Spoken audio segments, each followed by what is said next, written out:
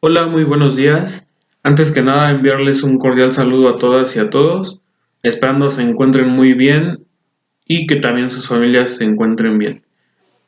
Antes de que empezara la fase de contingencia o la suspensión de actividades por la contingencia sanitaria que estamos viviendo, nos quedamos en el tema de pensamiento, por lo cual vamos a retomar a partir de ese tema y vamos a ver los posteriores, los temas que todavía quedaron como pendientes.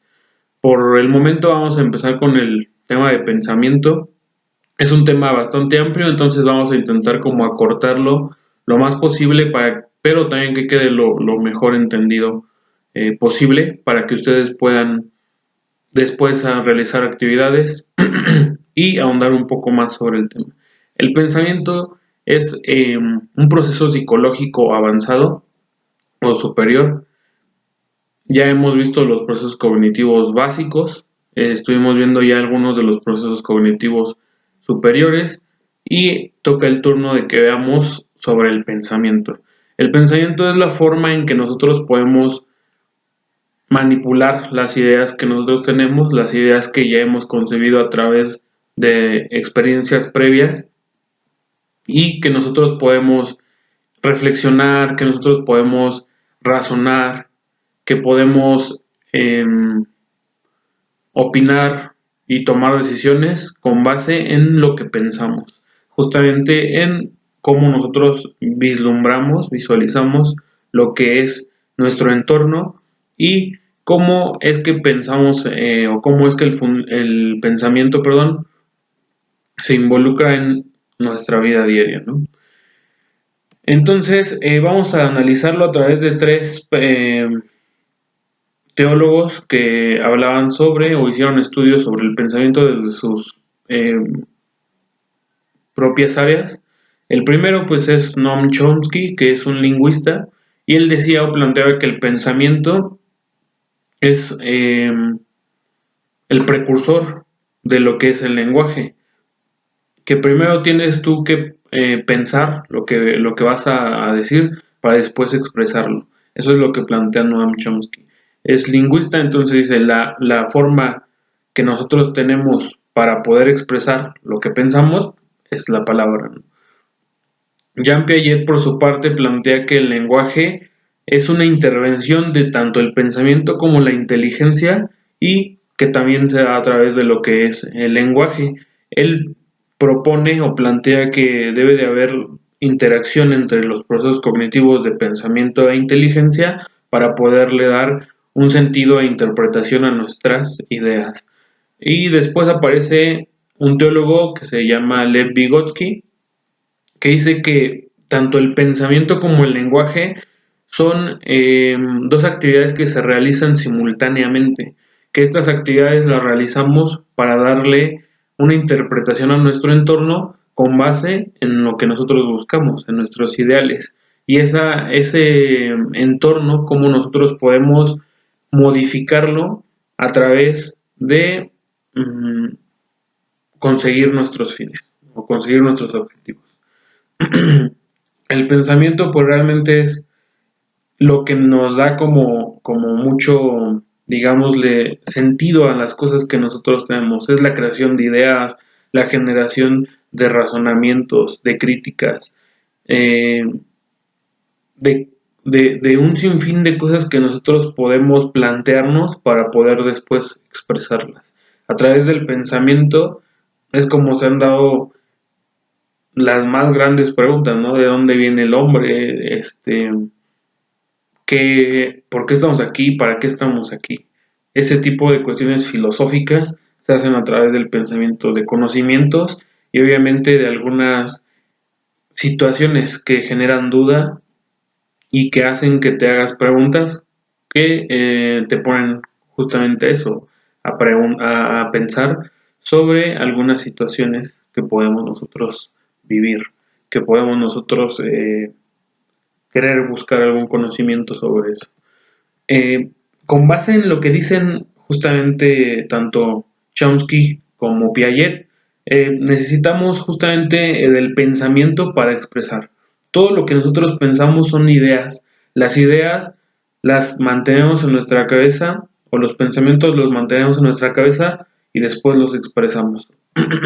El pensamiento y la inteligencia y la cognición son elementos que nos llevan como a la integración de razonamientos o de aprendizajes que nosotros podemos expresar. Los mecanismos del pensamiento son generalización, discriminación, y esto nos lleva a la creación de ideas. La generalización habla sobre los conocimientos generales que nosotros tenemos, la discriminación sobre esos mismos conocimientos, qué es lo que nosotros podemos separar y cómo es que nosotros podemos darle interpretación a diferentes cosas con base en las experiencias que tenemos para crear nuevas ideas o para crear pensamientos.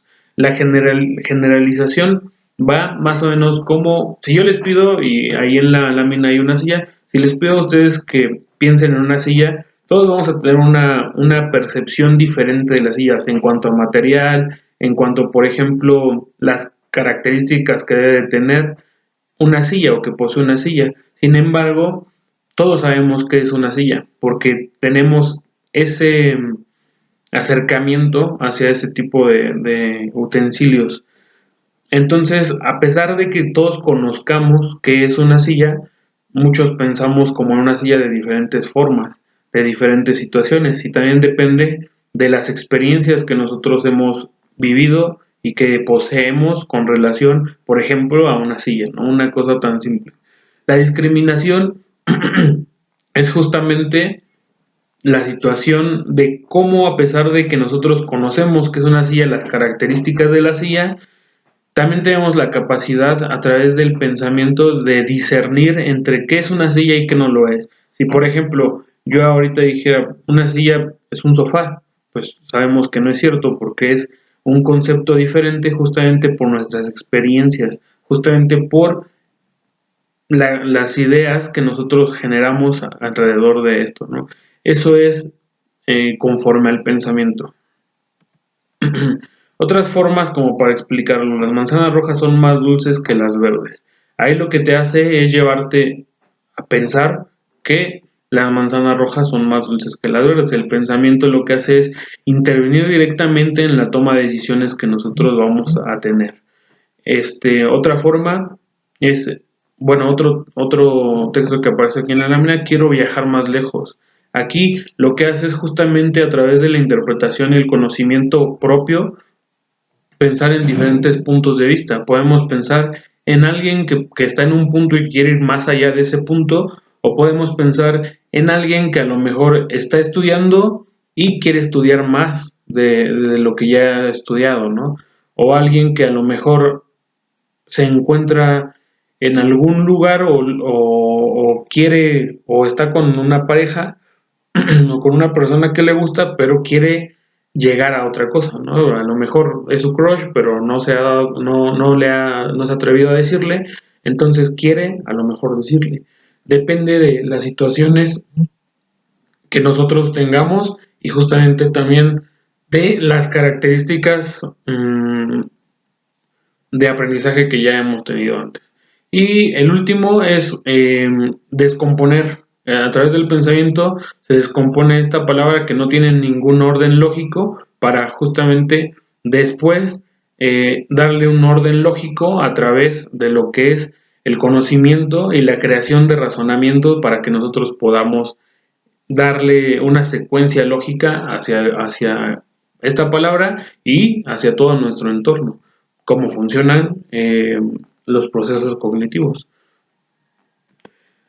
Algunas de las tareas que se le dan también a lo que es el pensamiento es fantasear, hacer remembranzas, recordar, creer o estar convencido de algo o poner atención.